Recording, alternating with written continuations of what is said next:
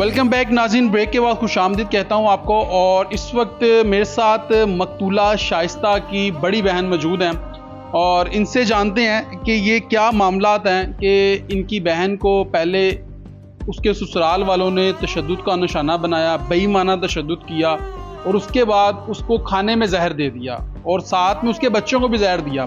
इनसे बात करते हैं। अस्सलाम वालेकुम बहन, अल्लाह की ज़ात आपको सब्र जमील अता करे। ये क्या मामला क्या है कि आपकी बहन पे पहले तशद्दुद करते रहे हैं, फिर जहर दे दिया? ये मामला असल में हकीकत है कि भाई मामला कोई भी नहीं गा। आ जाके इन्हें मुंडे ने 50 ਲੱਖ ਰੁਪਇਆ ਤੋਂ ਚੁੱਕਿਆ। ਮੇਰੀ ਭੈਣ ਨੇ ਉਸ ਦਿਨ ਮੈਨੂੰ ਦੱਸਿਆ ਆ ਰੋਜ਼ਿਆਂ ਤੋਂ ਇੱਕ ਦਿਨ ਪਹਿਲੇ। ਜਿਹੜਾ ਤੁਹਾਡਾ ਸ਼ਾਸਤਾ ਮੇਰੇ ਪਨਵਈਏ ਨੇ ਉਧਰ ਜਾ ਕੇ ਇਹਨੇ ਬੁੱਢੀ ਲੈ ਕੇ ਗਿਆ। ਇਹਨੂੰ ਕਹਿੰਦਾ ਹੱਡੀਆਂ ਦੀ ਮੋਠੇ ਤੈਨੂੰ ਮੈਂ ਕੀ ਕਰਾਂ, ਤੇਰੀ ਸ਼ਕਲ ਨਕਲ ਮੈਂ ਕੀ ਕਰਾਂ। ਇਹਨੇ 4 ਬੱਚੇ ਉਹਨਾਂ ਹੱਡੀਆਂ 'ਚੋਂ ਪੈਦਾ ਕਰਕੇ ਦਿੱਤੇ ਨੇ ਵੱਡੇ ਆਪਰੇਸ਼ਨ ਦੇ ਨਾਲ। ਉਹਨੂੰ ਮਾਰ ਕਟਾਈ ਜੋ ਵੀ ਜਿਸ ਤਰ੍ਹਾਂ ਵੀ ਆ। ਅਸੀਂ ਉਹਨੂੰ ਕਿਹਾ ਕਿ ਸ਼ਾਸਤਾ ਤੂੰ ਉਹਨਾਂ ਨੂੰ ਛੱਡ ਦੇ, ਬੱਚਿਆਂ ਨੂੰ ਤੂੰ ਸਾਈਡ ਤੇ ਹੋ ਜਾ। ਉਹ ਕਹਿੰਦੀ ਵੀ ਮੈਂ ਬੱਚੇ ਨਹੀਂ ਛੱਡਣੇ ਹੈਗੇ। ਮੈਂ ਇਸ ਬੰਦੇ ਨੂੰ ਆਖਰੀ ਦਮ ਤੱਕ ਇਹਦੀ ਵਫਾ ਕਰਨੀ ਹੈ, ਇਹਦੇ ਨਾਲ ਤੈਨੂੰ ਮੈਂ ਵੇਖਣਾ ਆ ਕਿ ਤੂੰ ਮੇਰੇ ਵੱਲ ਵੇਖ ਤੇ ਸਹੀ। ਮੈਂ ਤੇਰੇ ਬੱਚਿਆਂ ਨੂੰ ਲੈ ਕੇ ਨੌਕਰਾਣੀ ਸਮਝ ਲਾ ਮੈਨੂੰ, ਨੌਕਰਾਣੀ ਸਮਝ ਲਾ ਮੈਨੂੰ। ਮੈਂ ਕਿਹਾ ਘਰ ਨਾ ਮੈਂ ਖਰਾਬ ਕਰਾਂ, ਨਾ ਮੈਂ ਘਰ ਖਰਾਬ ਕਰਾਂ। ਵੀਰੇ ਸਾਡੀ ਮਰੀਮ ਨਵਾਜ਼ ਨਾਲ ਇਹ ਹੱਥ ਬੰਨ੍ਹ ਕੇ ਜਾਏ ਕਿ ਉਸ ਬੱਚੀ ਦੀ ਜਿਹੜੀ ਮੌਤ ਹੈ ਨਾ ਪੂਰੀ ਕੱਟਿਆ ਸਾਡੀ ਭੈਣ ਨੂੰ। ਇੰਨਾ ਮਾਰਿਆ ਮਾਰ ਕੇ ਤੜਪ ਕੇ ਜਾਨ ਦਿੱਤੀ ਆ। ਇਸ ਤਰ੍ਹਾਂ ਕੋਈ ਜਾਨਵਰਾਂ ਨੂੰ ਵੀ ਨਹੀਂ ਮਾਰਦਾ ਜਿਸ ਤਰ੍ਹਾਂ ਸਾਡੀ ਭੈਣ ਮਾਰੇ।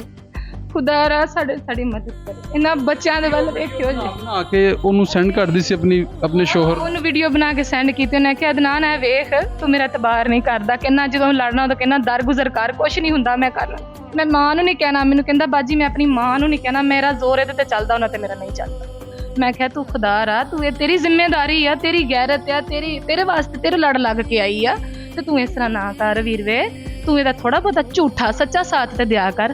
ਅਕਸਰ ਇਹ ਤੇਰੀ ਦੀਦੀ ਆ, ਤੂੰ ਇਹਨੂੰ ਝੂਠਾ ਹੀ ਪਿਆਰ ਨਾਲ ਕਹਿ ਦਿਆ ਕਰਕੇ ਅਸ਼ਾਸਤਾ ਚੱਲ ਕੋਈ ਨਾ ਮੈਂ ਕਰ ਲੈਣਾ।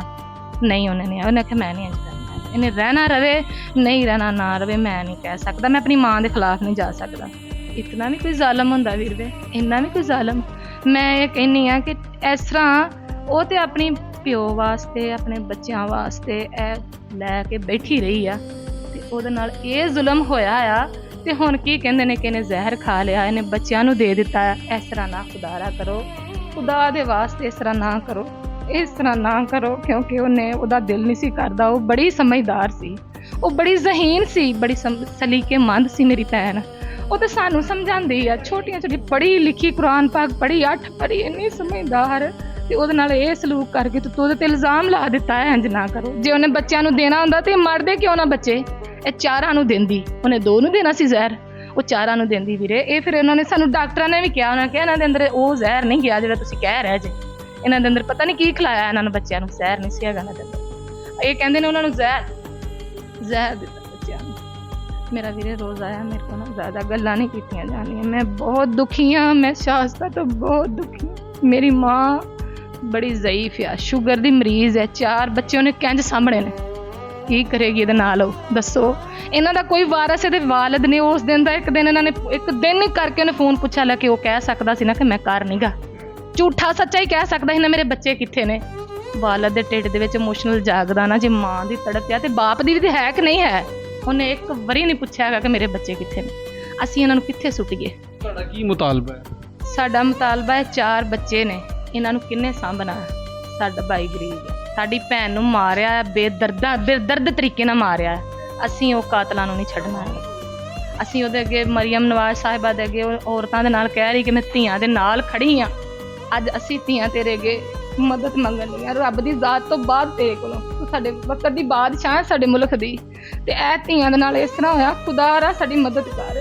ਸਾਨੂੰ ਸਾਡੇ ਕੋਲ ਸਿਫਾਰਿਸ਼ ਨਹੀਂ ਹੈਗੀ, ਕੋਈ ਸਾਡੇ ਕੋਲ ਇੰਨਾ ਪੈਸਾ ਨਹੀਂ ਹੈਗਾ ਕਿ ਅਸੀਂ ਜਿਹੜਾ ਲਾਈਏ, ਕਿਉਂਕਿ ਅਗਰ ਅੱਲਾ ਦੀ ਜ਼ਾਤ ਤੋਂ ਬਾਅਦ ਸਾਨੂੰ ਤੇਰਾ ਨਾਮ ਦਾ ਆਸਰਾ ਹੈ। ਤੇ ਸਾਡੀ ਮਦਦ ਕਰ, ਸਾਡੀ ਧੀ ਨੂੰ ਇਨਸਾਫ ਦੇ, ਇਹਦੇ ਨਾਲ ਖੜੇ, ਇਹਦੀ ਗੱਲ ਸਾਡੀ ਸੁਣੇ ਕਿ ਉਹਨੇ ਕਿਸ ਤਰ੍ਹਾਂ ਮਾਰਿਆ। ਪੁੱਛਿਓ ਨਾ ਜ਼ਾਲਮਾਂ ਨੂੰ, ਮਾफ़ी ना देवे साड़ी।